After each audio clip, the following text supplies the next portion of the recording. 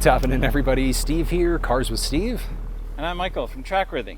And today, going to be taking a look at the 2022 Toyota GR86. Now, there are two videos that we're going to be doing breaking this vehicle down. The technical walk around, where I go over all the different details, the bells and whistles, things like that, you're going to be able to find on my channel.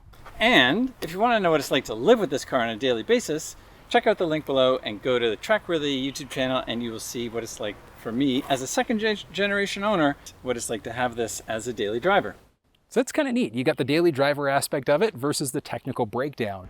So we're going to have a little bit of fun. Let's break this vehicle down and see what the GR86 has to offer.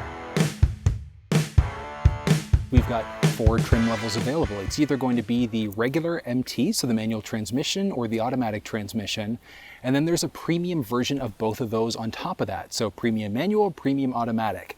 Big differences between them. Inside of the regular, so the base versions of the vehicle, it's going to be a 17-inch tire in comparison to the premium, which is going to give us an 18-inch, and it's a Michelin Pilot Sport. So this thing is pretty much like street legal slick rubber, which is kind of nice. So if you're taking it on the track, just knowing this tire does have you covered. But having said that, the opposite side of it is that if you're going to be using your GR86 year-round, just make sure that you go for some winter tires on top of that, because this thing, traction is not going to be good. You definitely don't want to be using these things in the winter. And then even as it snows, you might want to not necessarily take this thing on the road at all, just because of the way that the front bumper is. It might collect a teeny little bit of snow. But we do have a nice look for the actual rim itself. It's kind of nice, like this matte black look, which is fairly sharp, kind of matches along with some of the body color there. It is interesting. We've got some functional scoops there along the side. One on the top is essentially a faux scoop, but we've got 2 in the middle that will help with a little bit of aerodynamics there across the bottom rocker molding of the body, which is fairly nice. Now, towards the back end of the vehicle, we are strictly going to be rear-wheel drive inside of the GR86. So we don't have the option for front-wheel, all-wheel drive, whatever the case would be inside of this. So it's essentially just going to be a lower, sporty type of a vehicle. So if that's kind of what you're going for like a nice summertime fun ride, this thing should be on your radar. Now, as we move in towards the front end of the vehicle, you can see there with the splitter that we've got in the front, one of the benefits there, it's just the way that the design is, kind of help and really kind of hug the vehicle and bring it closer down to the ground. But as we look in the lower part, or the mid part of the front end here, we can kind of see, so the front top part, so right along this GR badge across, is going to be covered off, but we've got hollowed out parts right along the very bottom, helping to kind of keep things cool as we go. We do have our Toyota badge along the very front. I did mention we've got our GR badge along the front end there. And then on top of that, we also do have our LED headlamps, which wrap nicely along the side there.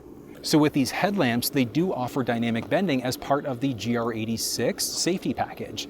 You're strictly going to find that in the automatic transmission, so not going to be available in the manual. But one of the benefits there is as you're turning the wheel left, right, whatever the case may be, the lights will dynamically bend in order to be able to shine ahead for the road in front of you, which is a great safety feature that's available inside this thing.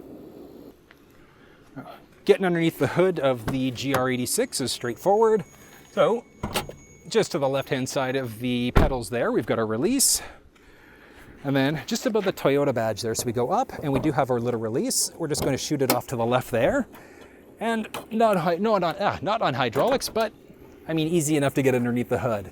And we're looking at this. It's a 2.4 liter flat 4 versus the inline 4 that you're going to find in some other vehicles. So flat 4 has its own benefits, but power-wise, this thing is able to push out 228 horsepower and 184 pound-feet of torque. So it's, for what it is, for the size of the engine, it still is fairly respectable. But just the way that this thing is, it's got a nice, small, compact design. And if you're handy or doing work yourself, you've got that flexibility and capability. Like, we've got easy access to the battery if necessary. We can easily change our oil as necessary there, easily top up all of our fluids, and it's all very easily accessible. It's kind of nice. I love how simple it is. And like I said, if you're doing things yourself, you could potentially change up the lights yourself as well. I mean, technologically handy, you're going to be able to figure it out, but it is pretty straightforward. Few things that are covered off. We've got our D4S boxer badge along the middle there. Looks fairly nice. Following through a lot of the moldings that we've got in the body towards the back end, we've got the sharp design for the taillights there. And then, North American safety standard, we do have our backup camera. That's going to be there no matter what. And as you can see there, we do have our dual tip exhaust. Now, one thing you can't necessarily see from your vantage point is the suspension. So we are going to be looking at a double wishbone suspension instead of your traditional McPherson strut. So slightly lower center of gravity, and each system does have its own benefits there, but the way that they've thrown this thing together is fairly nice. Other thing to point out, right above the Toyota badge there, we do also have a release for the trunk, and then just to the side we've got our GR86 badge along the bottom right hand side of the trunk there, but nice little spoiler right over top. You might just be able to make out the shark fin right along the very top for our antenna, but popping open the trunk, let's have a quick peek. So, cargo dimensions for the GR86 are showing up there, so it does have a decent amount of size for the size of the vehicle there. And one thing to note, we do have the flexibility of easily dropping down the back row to a degree. Like we've got two little releases on the inside, and we do have to make sure we pull them both, not at the same time, but we do have to pull them both, and it does open up the trunk that tiny little bit more. So if you need space for golf clubs and things like that, you'd have that flexibility. But let's kind of go a little bit of a lower POV for you there so you can see what's going on. So, I mean, as you can see there, teeny bit more space, not a ton, but I mean, if you need the extra space, it's there as an option. Taking a peek at what's actually inside of the trunk, there's not too much back here. Left side, right side, whatever the case may be. Did mention we've got all releases, so if we need to lower that back, we've got that flexibility. We do have this GR86, so it's a removable cover there. If you wanted to, you do have some aftermarket solutions, like through WeatherTech if you wanted to get a thermoplastic rubber tray instead. But lifting this thing up, and up from there, underneath we just have this, and that's just the inflator kit. So the GR86 doesn't have the option for a mini spare tire, unfortunately, but we at least have the goop. And then one of the benefits, if you're in Canada, we've got 3 years unlimited mileage for the Toyota roadside assistance. So if you ever break down, you are covered off there. They've got yearly renewal fees and things like that. And then you could also look at CAA, AAA, whatever the case may be, just depending on what your own personal needs are. Filling up fuel inside of the GR86 is straightforward, and it is just along our passenger side here. So it's a capped system, which is great, non-locking cover though. So if you are concerned about fuel theft, there are some aftermarket caps that you could look at if you wanted to.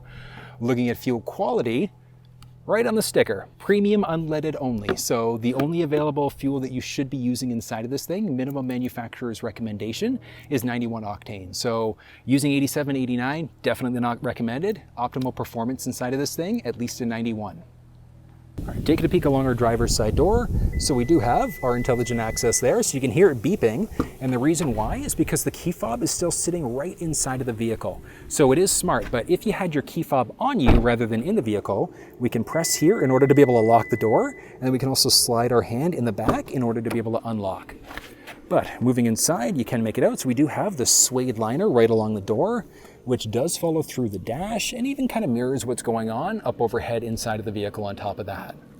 But along the driver's side door, so a few things to point out. We've got our handle there, as well as our unlock. Down from there, we can control our side view mirrors, our base window up and down, kill off power to those all of the windows. And then we've also got a little bottle holder there. And they're tiny little bit of storage. And we've also got this nice stitching, follows all the way throughout the door, and then even into the seat. So you can kind of see it wrap up and over. Looks fairly nice. We've got this tiny little scuff plate along the side. We are going to be a manual adjusting seat there, so that's going to be the same for the driver passenger side. So we can move the seat up by cranking this way. We can adjust the backrest there.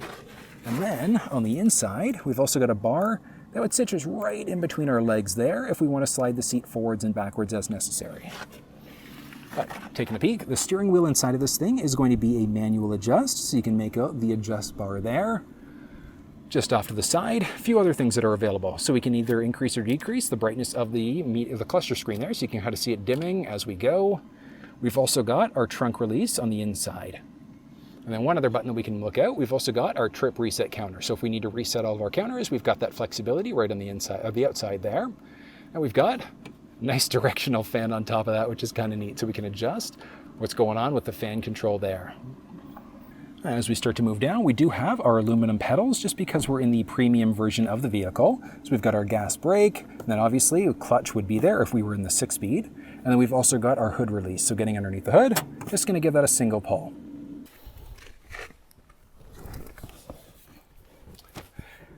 All right, well, this is pretty nice. So interior of this thing it's fairly sharp. Like, it's small, it's compact, it goes in line with what the rest of the car is trying to accomplish. But I did point it out, we do have this suede interior along the driver's door. Part of that suede follows through along the top of the dash, which is kind of neat, and then even into the seats. So I did mention we've got 2 different types of seats that are available, depending on if you're in the base or if you're in the premium version of the vehicle. Because we're in the premium, we have a suede middle part of the seat with our Alcantara leather seat outlets. So it's essentially the outer part of the seat that's going to be a leather with the middle part that's going to be a suede instead. But I mean, the seat itself, it's pretty comfortable, which is nice. Now the headrest, oh, it's nice. It's also adjustable, so it's just a 2-way adjust up and down. But I mean, you get it into that perfect position and it's really good. But I'm 6 feet tall. With the driver's seat set up for somebody who's 6 feet tall, I've got about a little over 3 inches, 3 inches of headspace in here. So if you're a little bit taller, just knowing, 6'3", 6'4", you'll probably comfortably be able to fit inside of this vehicle, which is definitely a nice thing. But what else? Like, there are so many different things that I can cover off here. We've got a good looking design for the vent. We've got our 2 main vents there. And we do have a few different options. Now, some things are going to be standard in the premium versions of the vehicle, in the automatic specifically, that you're just not going to be able to get inside of the manual transmission whatsoever. So there's the GR86 safety package I was mentioning that's not going to be available inside of the manual transmission of the vehicle. We have paddle shifters in this one because we're in the automatic. And then we also have a manual mode, which we'll get to when we get into that center stack. But if you're looking for a fuller walk around on the steering wheel, the cluster, or the media screen to set up like things like Android Auto, Apple CarPlay, connecting a phone, check in the description below for that full walk around instead. But going through some of the basics, we've got buttons to answer or hang up on a phone call. We've got volume rockers on top of that. We've got a few different sticks. So our base turning stick, we can adjust our wipers, and then we've also got our cruise control stick on the bottom right-hand part of the steering wheel. We do have our 4-way blinkers there. And then starting this thing up, it's pretty nice, pretty nice. So tons of things that are available here, but I mean, the bass sound inside of this thing, like it is, it's surprisingly nice. So song is good, audio is good inside of this. We've got 2 different options for the speaker setup.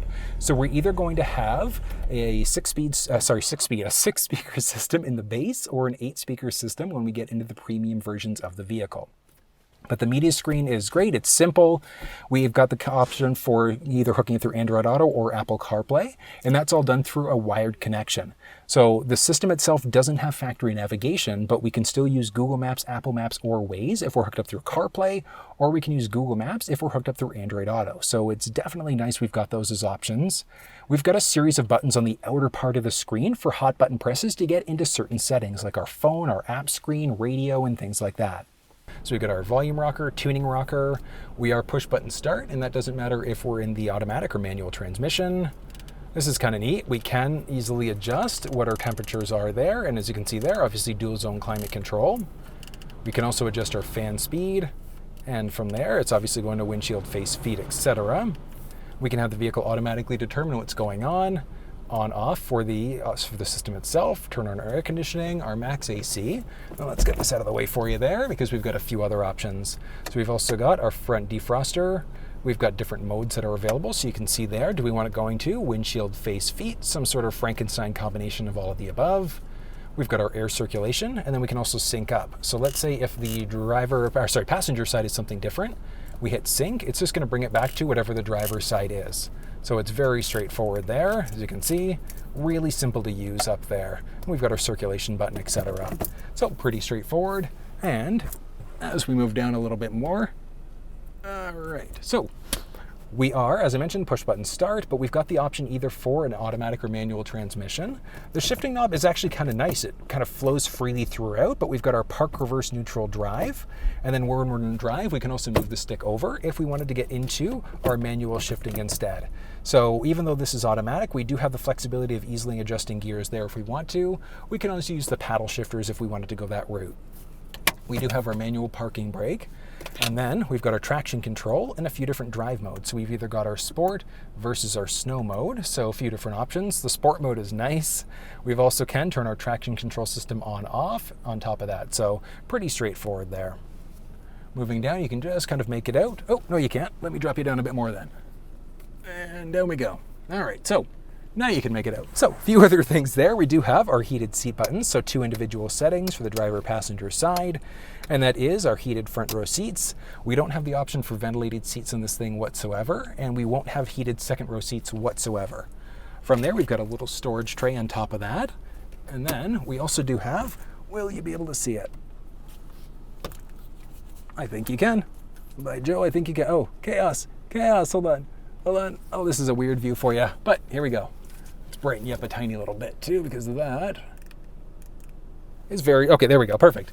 All right, so you can see there we've got a little button, and as we press that, but we've got our USB ports as well as our 3.5mm jack. So if you've got an older school iPod, we can easily plug in there as necessary. So we've got our 2 individual USB ports. This is kind of neat. I kind of like this. And I mean, realistically, on the one arm there, it's super simple to use. I could play with that thing all day. It's kind of nice, but we've got a series of different cup holders available inside of this little armrest as well, which is kind of neat. And then moving up overhead, we do have a manual dimming rear view mirror. We've got our SOS, our info mode, and then we've got our base controls for our cabin lights up overhead on top of that. So basic, but it still is nice all at the same time. Shooting across to the side, we do have a little pocket there, maps, receipts, whatever the case may be. Popping this thing open, we've got a visor with a built-in, well, vanity mirror with a built-in light on top of that. And then this thing, oh, does it extend? Oh, it doesn't extend out. No, it's stuck in place. All right, so it's not extending out whatsoever. So you will potentially, yeah, no, it's stuck in place for sure. Potentially gonna get a little bit of sun in your eyes on that outside there, like a teeny little bit, but that little bit can matter. But it still is nice. Now up overhead, we do have that like suede type of headliner on top of that. Just fairly nice. It kind of goes nicely in contrast with the suede we're going to find in the door, as well as on the top part of the dash. But overall styling, this thing is fairly nice. Now I did mention, so this thing does have a back row, but I mean, good luck. I'm 6 feet tall, and like with me set up, okay, hold on. I'm going to set this seat up for my, oh yeah, there's no way. Like even people that you don't like, you're not getting them into the second row of this thing whatsoever. The seats back there are very tight. But having said that, if you've got kids, like front-facing child seats, not going to be an issue. Booster seats and things like that. Rear-facing child seats might be a little bit tight. You'll probably have to pull the seats forward a tiny little bit in order to get a rear-facing seat in there comfortably. But it's not impossible because we do have all of our anchors and tethers and things like that. But overall features, styling-wise inside of this thing, it's pretty nice. So that was a look at the 2022 Toyota GR86. Pretty crazy, but what did you think? If you have any questions, drop down in the comment section below and let me know. And then if you want the experience, the driving experience of what it's like actually living with this vehicle, check for the track-worthy video. I'm gonna link down to that one on top of that, and you can see Michael go through his experience of what it's like living with this vehicle instead. But if you enjoyed this one, give it a thumbs up and share it with your social networks. And until I see you next time, take care.